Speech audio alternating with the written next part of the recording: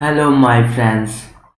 This is Rampal and हम लोगों ने एनसीईआरटी सीरीज चालू की थी और एनसीईआरटी सीरीज के सीक्वेंस में आज ये फोर्थ पार्ट है और हम फोर्थ पार्ट में डिस्कस करेंगे कि नाज़ीवाद और हिटलर का उदय यानी कि नाजिज्म एंड अराइजिन ऑफ हिटलर क्या है। और हिटलर का उदय होता है जर्मनी के अंदर और नाजीवाद यानी कि नाज़ीवाद को बढ़ावा मिलता है और इतना बड़े वर्ल्ड वॉर हो जाते हैं। तो एक एक करके सारे पॉइंट डिस्कस करेंगे कि वहाँ पे आर्थिक स्थितियाँ क्या बनी कि हिटलर ने सीधे युद्ध का ही ऑप्शन चुना और वहाँ कोई ऑप्शन हिटलर को नहीं देखे। हिटलर क्या था, एक अच्छा वक्ता, एक अच्छा नेता कहें या ना कहें, कैसे जज करें हिटलर को कि हिटलर राइट था या रॉन्ग था, और हिटलर के अंदर कमियां क्या रहीं, या क्या इतने बड़े विनाश का रीजन एक पर्सन बना कि वहाँ की स्थितियां ऐसी थी कि इतने बड़े विनाश को होने से नहीं रोक सकी। तो नाज़ीवाद और हिटलर का उदय, तो मैं पहले आगे बढ़ने से पहले ये बोल दूँ कि ये सीरीज कंटिन्यू आ रही है और आई होप कि बहुत जल्द हम लोग इसके एनसीईआरटी से हट करके स्टैंडर्ड पोर्शन पर भी बढ़ेंगे। तो यही कहना चाहूँगा कि जो लोग नए हैं, जो अभी जुड़े नहीं हैं, चाहे चैनल को सब्सक्राइब कर लो और शेयर करना मत भूलना, वीडियो लाइक किया करो। तो देखते हैं। और ये क्वेश्चंस हर एक कंपटीशन के लिए हैं। जो सिविल के लिए पोर्शन है मैं वो बताऊँगा, मैंने कंबाइन करके चला रहा हूँ कि जो है सिविल भी ना छूटे और हर एक कंपटीशन में जो आने वाले एग्जाम में क्वेश्चंस होते हैं यहाँ से वो भी ना छूटे। तो हिटलर के विचार किन दार्शनिकों के विचारों पर आधारित थे? तो इसका आंसर है चार्ल्स डार्विन और हर्बर्ट स्पेंसर, दो ऐसे विचारक थे जिनके विचारों पर हिटलर के विचार डिपेंड थे, आधारित थे। 30 जनवरी 1933 को जर्मनी के किस राष्ट्रपति ने हिटलर को चांसलर का पदभार संभालने का न्योता दिया? तो राष्ट्रपति हिंडनबर्ग ने चांसलर का पद संभालने के लिए हिटलर को न्योता दिया था, हिटलर को बुलाया था। नाज़ी शासन में कुल कितनी किस्म के लोगों को अपने दमन का निशाना बनाया गया? तो 52 किस्म के लोग थे उस टाइम पे जर्मनी के अंदर जिन्हें हिटलर ने अपना निशाना बनाया था। सेकेंड वर्ल्ड वॉर यानी कि द्वितीय विश्व युद्ध में हिटलर ने सबसे बड़ी भूल क्या की थी? तो रशिया यानी सोवियत संघ पर अटैक हिटलर की सबसे बड़ी भूल है। आप उसे बेवकूफ़ी भी मान सकते हैं कि हिटलर के इतिहास की बेवकूफ़ी थी वो, कि जो है हिटलर ने सोवियत संघ पर हमला किया था। द्वितीय विश्व युद्ध में जर्मनी का साथ किन किन देशों ने दिया, इन्हें क्या कहा जाता है? तो जर्मनी, इटली और जापान, ये तीन देश साथ में थे और जर्मनी के साथ इटली और जापान दे रहे थे, जिन्हें ध्रुवीय राष्ट्र भी कहा जाता है, यानी कि पोलर नेशन भी बोला जाता है, ध्रुवीय राष्ट्र भी बोला जाता है। किन देशों को मित्र राष्ट्र कहा जाता है? तो फ्रांस, इंग्लैंड और रशिया, यानी फ्रांस, इंग्लैंड और रूस को मित्र राष्ट्र कहा जाता है। नेक्स्ट क्वेश्चन, हिटलर ने आर्थिक संकट से निकलने के लिए कौन सा विकल्प चुना? तो हिटलर ने आर्थिक संकट से निकलने के लिए युद्ध का विकल्प चुना, यानी कि वहाँ पे अगर 1923 के आसपास देखा जाए, 1923 में देखा जाए तो ऐसी सिचुएशन बन चुकी थी जर्मनी के अंदर कि वहाँ पे इकोनॉमिक कंडीशंस या इकोनॉमिक क्राइसिस बहुत बढ़ चुका था, इकोनॉमिक कंडीशंस बहुत ख़राब थे। मार्केट के अंदर जर्मनी की मनी गिर चुकी थी, रुपया गिर चुका था वहाँ का, और ऐसी हालातों में हिटलर ने इस आर्थिक संकट से निकलने के लिए केवल एक ही रास्ता चुना, जो था युद्ध का। घेटो या दबड़ा किसे कहा जाता था? तो यहूदी बाकी समाज से अलग बस्तियों में रहते थे जिन्हें घेटो या दबड़ा कहा जाता था।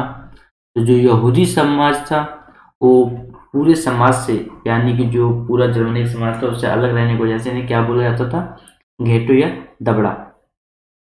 नवंबर का अपराधी कहकर किसे बुलाया जाता था? तो वाइमर गणराज्य के समर्थकों को नवंबर का अपराधी कहा जाता था। तो वाइमर गणराज्य क्या है, कैसे बना, आगे डिस्कस करते हैं।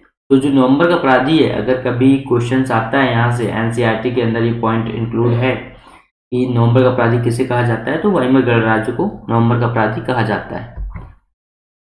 अब आते हैं, देखते हैं नात्सीवाद क्या था। तो नात्सीवाद एक संपूर्ण व्यवस्था और विचारों की पूरी संरचना का नाम है। कोई एक पर्टिकुलर नहीं है, ये एक आइडियोलॉजी थी। क्या थी?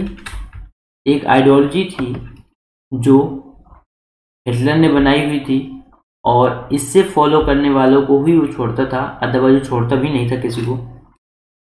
तो एक संपूर्ण व्यवस्था है ये और विचारों की पूरी संरचना है, जिसका जनक हिटलर माना जाता है। जर्मन साम्राज्य में यह एक विचारधारा की तरह फैल गई थी जो खास तरह की मूल मान्यताओं, एक खास तरह के व्यवहार से संबंधित था। नाथियों का जो विश्व दृष्टिकोण रहा वो क्या रहा, तो सभी समाजों का जर्मन साम्राज्य में बराबरी का हक नहीं था। यानी कि अगर नाथसी समाज के अलावा कोई भी समाज है तो उससे जर्मनी के अंदर इक्वालिटी का राइट नहीं था। वे नस्ली आधार पर या तो बेहतर थे या कमतर थे। उनका मानना था कि जर्मन आर्य सबसे उच्च कोटि की नस्ल है और इसे ही जीने का हक है, बाकी किसी को भी जीने का हक नहीं है, अतः इन्हें मौत की घाट उतार दिया जाए। यानी कि जिन्हें उच्च कोटि को वहां समझा जाता था, जो आर्य जाति को बिलोंग करते थे, तो उन्हें ही वो लोग समझते थे कि जीने का अधिकार है, अदरवाइज सबको क्या कर दिया जाए, मार दिया जाए। तो उनका दूसरा दृष्टिकोण जीवन परिधि की भू राजनीतिक अवधारणा से संबंधित था। उनका मानना था कि अपने लोगों को बसाने के लिए ज़्यादा से ज़्यादा इलाकों पर कब्जा करना जरूरी है। उनका मानना था कि युद्धों से जर्मन राष्ट्र के लिए संसाधन, धन और बेहिसाब शक्ति इकट्ठा की जा सकती है।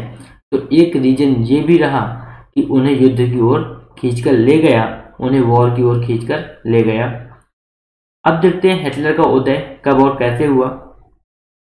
तो हिटलर ने 1919 में यानी कि 1919 में वर्क्स पार्टी की सदस्यता ली और धीरे धीरे उसने इस संगठन पर अपना नियंत्रण स्थापित किया।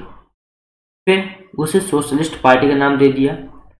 देन यही पार्टी बाद में नात्सी के नाम से जानी गई। महामंदी के दौरान जब जर्मन अर्थव्यवस्था जर्जर हो चुकी थी, काम धंधे बंद हो रहे थे, मजदूर बेरोजगार हो रहे थे, जनता लाचारी और भुखमरी में जी रही थी, तो नात्सियों ने प्रोपेगेंडा के द्वारा एक बेहतर भविष्य की उम्मीद दिखाकर अपना नात्सी आंदोलन चमका लिया और इसी के बाद चुनाव में 32% वोट से हिटलर चांसलर बना। यानी कि वहाँ पे जो महामंदी का दौर था उस टाइम पे, यानी कि एक तरह से भुखमरी का दौर था, न तो जॉब थे न तो एम्प्लॉयमेंट था, मजदूर बेरोजगार हो रहे थे और इसी का फायदा उठाते हुए नात्सियों ने क्या किया, 32% के साथ हिटलर वहाँ पे चांसलर बना। हिटलर की राजनीतिक शैलियाँ क्या क्या रही, तो वह लोगों को गोलबंद करने के लिए आडंबर और प्रदर्शन करने में विश्वास रखता था। वह लोगों का भारी समर्थन दर्शाने और लोगों में परस्पर एकता की भावना पैदा करने के लिए बड़े बड़े रैलियां और सभाएं करता था। स्वास्थ्य छपे लाल झंडे, नात्सी सॉल्यूट का प्रयोग किया करता था और भाषण खास अंदाज में दिया करता था। भाषणों के बाद तालियां भी खास अंदाज में नात्सी लोग बजाया करते थे। यानी कि जो भी था सारी की सारी चीज नात्सी को बिलोंग कर रही थी, चाहे वो भाषण देना हो, चाहे उनके बाद उन्हें तालियां बजाना हो। तालियों तक का एक वहाँ पे ट्रेंड था कि नात्सी ताली किस टाइप में बजाएंगे, क्योंकि उस समय जर्मनी भीषण आर्थिक और राजनीतिक संकट से गुजर रहा था। इसीलिए वह खुद को मसीहा और रक्षक के रूप में पेश कर रहा था, जैसे जनता को इस तबाही से उबारने के लिए ही अवतार लिया हो। यानी खुद को ऐसा प्रेजेंट किया कि अब अगर जर्मनी को कोई भी इस आर्थिक संकट से निकाल सकता है तो वो है हिटलर, और हिटलर ने इसी चीज का फायदा उठाया। वाइमर गणराज्य के सामने समस्याएं क्या क्या रहीं, तो युद्ध में पराजय और राष्ट्रीय अपमान हट जाने के लिए इसी को दोषी ठहराया गया। गणराज्य के समर्थकों को नवंबर का अपराधी कहकर उनका मजाक उड़ाया जाता था। रूस की बोल्शेविक क्रांति की तरह ही जर्मनी में स्पार्टकिस्ट लीग द्वारा विद्रोह की योजना बनाई गई। इसे वाइमर गणराज्य ने विफल तो कर दिया, परंतु जर्मनी के साम्यवादी और समाजवादी एक दूसरे के कट्टर दुश्मन बन गए। यानी कि दो ग्रुप, एक साम्यवादी और दूसरे समाजवादी यहाँ पर एक कट्टरता के रूप में निकल करके आते हैं। प्रथम विश्व युद्ध के बाद जब कर्ज और हर्जाना चुकाने से मना कर दिया तो फ्रांस ने उसके बहुत से आर्थिक क्षेत्रों पर कब्जा कर लिया। यानी कि जब फर्स्ट वर्ल्ड वॉर का जो भी हर्जाना था, जो भी कर्ज था, वो जब जर्मनी नहीं चुका पा रहा था, बहुत सारे, एक तो पहले से आर्थिक संकट एंड देन वर्ल्ड वॉर का जो हर्जाना था वो नहीं चुका पा रहा था, तो फ्रांस ने उसके बहुत सारे इकोनॉमिकल फील्ड जो थी, आर्थिक क्षेत्र थे, उन पर कब्जा कर लिया था। 1923 में इस गणराज्य को आर्थिक संकट इस कदर झेलने पड़े कि उसकी मुद्रा की कीमत अंतर्राष्ट्रीय बाजार में काफ़ी कम हो गई और कर्ज और महंगाई, मुद्रास्फीति काफ़ी बढ़ गई। यानी कि महंगाई बढ़ चुकी थी, मुद्रास्फीति बढ़ चुकी थी, यानी कि इन्फ्लेशन काफ़ी ज़्यादा बढ़ गया था, जिससे निपटने के लिए उसे अमेरिका से आर्थिक मदद कर्ज के रूप में लेनी पड़ी। तो पहले से ही आर्थिक स्थितियाँ खराब थी, देन हर्जाना भी भरना पड़ रहा था, देन उसके बाद अमेरिका से जर्मनी ने कर्ज भी लिया। 1923 में जर्मनी के पास आर्थिक संकट क्या थे, कौन कौन से आर्थिक संकट जर्मनी पर आए? तो प्रथम विश्व युद्ध कर्ज लेकर लड़ा गया। पहला संकट यही था कि जो वर्ल्ड वॉर जर्मनी लड़ रहा था तो वो कर्ज लेकर ही लड़ रहा था। फर्स्ट वर्ल्ड वॉर पूरा कर्ज लेकर जर्मनी ने लड़ा। जर्मनी को हर्जाना भी स्वर्ण मुद्राओं में देना पड़ा, यानी कि जो उसका हर्जाना हुआ वो भी उसे सोने की मुद्राओं में देना पड़ रहा था, स्वर्ण मुद्राओं में देना पड़ रहा था। बड़ी मात्रा में कागजी मुद्रा छापने से जर्मनी में अति मुद्रास्फीति आ गई, यानी कि हाइपर इन्फ्लेशन का भी शिकार हुआ जर्मनी। वह की मुद्रा मार्केट की कीमत गिर गई, यानी कि वहाँ की जो मार्केट कीमत थी मुद्रा की, पैसे की, रुपए की, तो वहाँ पे भी वो डाउन चली गई। महंगाई बहुत बढ़ गई थी, यानी कि जैसे बोले कि हाइपर इन्फ्लेशन आ गया था ज़्यादा कागजी मुद्रा छापने से। इस आर्थिक संकट से उबरने के लिए उसे अमेरिका से शर्तों पर आर्थिक सहायता लेनी पड़ी। देन जर्मनी का कर्ज और हर्जाना न चुकाए जाने पर फ्रांसीसियों ने जर्मनी के प्रमुख औद्योगिक इलाकों पर कब्जा कर लिया। यानी कि जो फ्रांसीसी थे वो भी जर्मनी के औद्योगिक इलाके, यानी जो उसके इंडस्ट्रियल इलाके थे, वहां पर वो कब्जा कर रहा था। जर्मनी में वाइमर गणराज्य की स्थापना के कारण क्या रहे? तो जो वाइमर गणराज्य बना जर्मनी के अंदर, तो पहले फर्स्ट वर्ल्ड वॉर में जर्मनी की पराजय और सम्राट के त्यागपत्र के पश्चात वहां की संसदीय पार्टियों ने एक नई राजनीतिक व्यवस्था की स्थापना की। यानी कि जो वहाँ पे राजनीतिक पार्टियां थीं, उन्होंने एक नई राजनीतिक पार्टी बनाई, यानी कि एक न्यू पॉलिटिकल पार्टीज बनाई, और यही वाइमर गणराज्य था। तो यह एक संघीय और लोकतांत्रिक गणराज्य था, जिसका एक लोकतांत्रिक संविधान भी था। इसमें प्रतिनिधियों के चुनाव के लिए औरतों सहित सभी वयस्क नागरिकों को समान और सार्वभौमिक मताधिकार प्राप्त था, यानी कि लेडीज को भी, और जो एडल्ट पर्सन्स थे, एडल्ट सिटीजन थे वहाँ के, उन्हें क्या था, समान, इक्वालिटी और सार्वभौमिक मताधिकार प्राप्त था। इसमें आनुपातिक चुनाव प्रणाली की व्यवस्था थी। धारा 48 के अंतर्गत राष्ट्रपति को आपातकाल लागू करने, नागरिक अधिकार रद्द करने और अध्यादेश जारी करने का अधिकार था। नाज़ी जर्मनी में बच्चों और युवाओं के प्रति अपनाई गई नीतियां क्या थी? तो बच्चों के लिए नाज़ी विचारधारा की जानकारी आवश्यक थी, यानी कि अगर जो बच्चे नाज़ी विचारधारा को नहीं जानते हैं तो उनके साथ डिस्क्रिमिनेशन किया जाता था, उन्हें कठोर अनुशासन में रखकर इसकी शिक्षा दी जाती थी। अवांछित बच्चों को स्कूल से निकाल दिया जाता था। जो बच्चे नाज़ी टेस्ट में पास हो जाते थे उन्हें पाला जाता था, और जो अवांछित थे उन्हें अनाथालय में डाल दिया जाता था।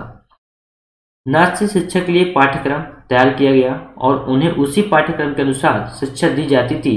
उन्हें यहूदियों से नफरत और हिटलर की पूजा करने को कहा जाता था, यानी कि एक आइडियोलॉजी क्रिएट की जा रही थी वहाँ पर कि यहूदियों से नफरत करना है और हिटलर की पूजा करना है, यानी कि हिटलर को भगवान मानना है।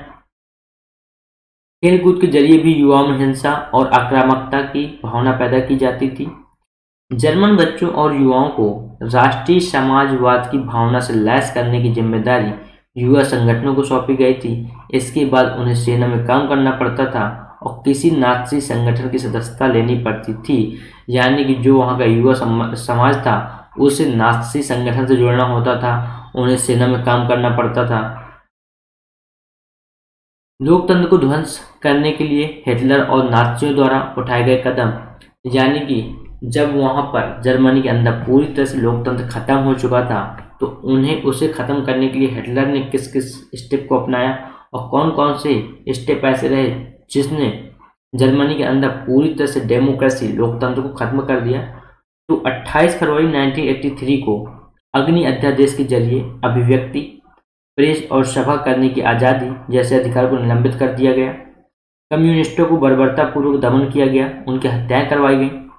सभी राजनीतिक विरोधियों और गैर नाज़ियों की हत्याएं की गईं या उन्हें यातना गृह भेज दिया जाता था। नाज़ी पार्टी और उसके संगठनों के अतिरिक्त सभी पार्टियों पर प्रतिबंध लगा दिया गया। समाज पर निगरानी और नियंत्रण के लिए विशेष निगरानी और सुरक्षा दस्ते गठित किए गए, यानी कि ओवरऑल अगर मैं बातें करूं तो पूरा अगर जो लोकतंत्र हिटलर ने ध्वंस करने की प्लानिंग की, तो न तो वहां किसी को बोलने की आज़ादी रही, न वहां किसी को प्रेस के सामने जाने की आज़ादी रही, यानी कि कोई आर्टिकल भी नहीं लिख सकता अगर किसी को अवेयर करना हो, न वहां सभाएं बनाने की आज़ादी रही, न सभाएं कर सकते थे। और यहाँ तक कि सारी पार्टियां खत्म कर दी गई, सारी पार्टियों पर रोक लगा दिए गए और उन पार्टियों पर नज़र रखने के लिए, समाज पर निगरानी रखने के लिए सुरक्षा दस्ते भी गठित किए गए। तो अब यहाँ पर महात्मा गांधी ने एडोल्फ हिटलर को क्या नसीहत दी थी? तो अगर क्वेश्चन आता है कि महात्मा गांधी ने एडोल्फ हिटलर को नसीहत क्या दी थी, तो महात्मा गांधी ने पत्र के माध्यम से एडोल्फ हिटलर को नसीहत दी कि हमें अहिंसा के रूप में एक ऐसी शक्ति प्राप्त हो गई है जिसे यदि संगठित कर लिया जाए तो वह संसार भर की प्रबलतम हिंसात्मक शक्तियों के गठजोड़ का मुकाबला कर सकती है। तो नेक्स्ट क्वेश्चन, कार्ल मार्क्स कौन थे? उनके विचारों का 1917 ईस्वी की रूसी क्रांति पर क्या असर पड़ा? तो कार्ल मार्क्स एक जर्मन यहूदी थे। वह एक जर्मन विचारक थे तथा उसके विचारों का प्रभाव रूस ही नहीं अपितु पूरे विश्व की जनता पर पड़ा। उसने अपने विचारों को अपनी पुस्तक दास कैपिटल में लिखा। उसके विचारों का सीधा असर रूस के समाजवादियों पर पड़ा। उन्होंने उसके विचारों को अपनी आंदोलनों में शामिल कर लिया। उनके विचार जो थे वो निम्न प्रकार से थे, तो किसी के पास निजी संपत्ति नहीं होनी चाहिए क्योंकि निजी संपत्ति पूंजीवाद की जननी है।